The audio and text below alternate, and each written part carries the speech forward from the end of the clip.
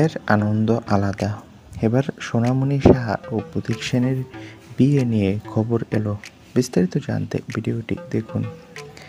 এবছরের গোড়ার দিকে ৭ পাকে বাধা পড়ছেন সোনামণি সাহা আর প্রতীক সেন।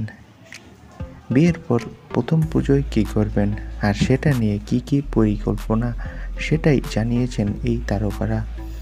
সোনামণি সাহা জানিয়েছে তার বাপের বাড়ির কাছে একাধিক পুজো হবে, সেখানে যাবেন।